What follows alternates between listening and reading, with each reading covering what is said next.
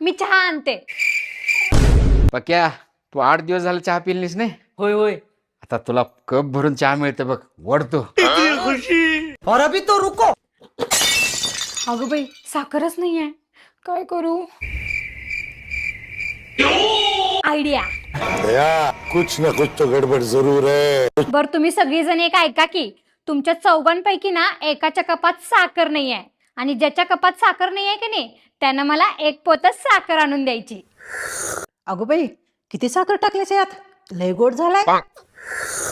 अहो चहा लय गोड झालाय, मला जास्त गोड चालत नाही, मी डाएट वर आहे. अहो लईच गोड चहा केलाय तुम्ही, डबल साखर टाकलाय. कशाला टाकलाय इतका गोड? मला नाही चालत हो.